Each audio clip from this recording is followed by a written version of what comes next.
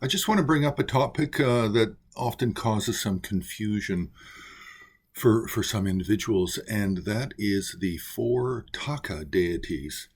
Now, this is a made up term. We actually, as far as I know, in Tibetan, we don't have a Taka Hla Shi. Taka is, of course, Sanskrit, and they relate to four different deities that are commonly found in art, but generally as secondary figures. But the terms can be quite confusing because of how people are using it, how they understand it contextually. It can be a problem. Now, what these four Taka deities are Yamantaka, Prajnantaka, Padmantaka, and Vighnantaka. And they occur probably more often in the highest level of Tantra. So we're talking about Anuttara Yoga, the highest. And these four deities, the Taka deities, where the name ends in Taka, they are often the four door guardians for many of the Anuttara Yoga mandalas. So they're occurring quite regularly and repeatedly in the higher tantras.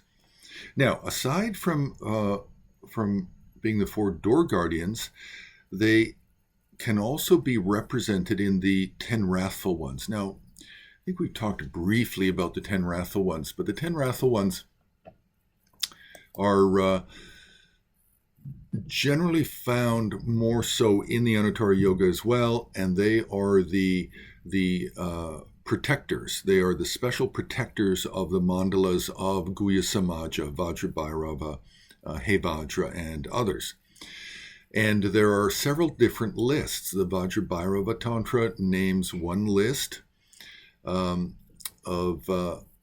of 9 figures. The Hevajra has a different list, but it overlaps with the Vajra.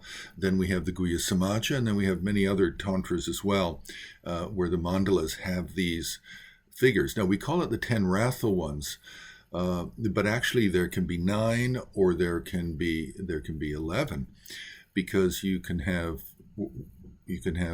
Zenith and Nadir. You can have also some replacement figures. So anyway, there's different systems of these 10 Wrathful Ones. And the four deities whose names end with Taka, they can also be found within these systems of the 10 Wrathful Ones. So that's really it. Now, where we find them in art is we find them as secondary figures in paintings of Hevajra and Guhya Samaja, etc. And they can also have different appearances. They can be one-faced, two-armed. They can be multi-headed, three-headed, and six-armed.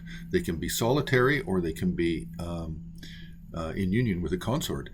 So we have to really understand the four Taka deities by context and by textual descriptions.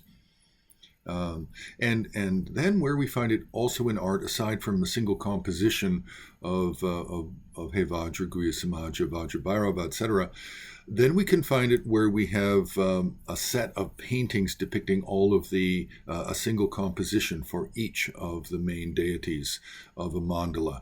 And then we can find it. And we find it more frequently actually with Vajra, because there's a lot more art created in the last 200-300 years because of the dominance of the Gelug tradition and their emphasis on Vajra, and also because of the patronage of the Chinese court and the Emperor of China.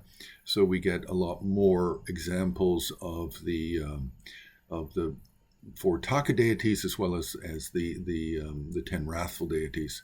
We have more Chinese examples or Chinese sponsored examples for this.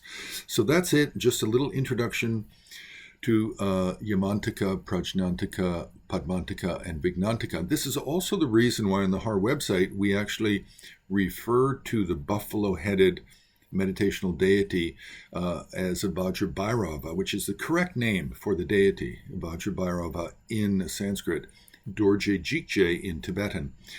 This whole concept of referring to Vajra as Yamantaka is really inspired mostly because of Western scholars of the last 50 to 100 years, and also faith-based practitioners who conflate all of the different forms of Yamari into Yamantaka, which can cause a tremendous amount of confusion, because it's a little bit like referring to all presidents or prime minister or kings simply as king or president, and not giving any contextual reference to the time period or the name of that person. And then it just becomes very confusing to study history where you don't know the names of any kings or presidents or prime ministers. You only call them prime minister, or you only call them king or queen. So this term Yamantaka is also a very problematic word, and we've also talked about it quite a bit before. I think we've done a video as well. So that's it. The 4 Taka deities, the 4 deities that the end of their name ends with Taka: Yamantaka, Prajnantaka, Padmantaka, and Vighnantaka. You can press like, you can subscribe, you can join HAR on Patreon, you can make a donation on the HAR homepage.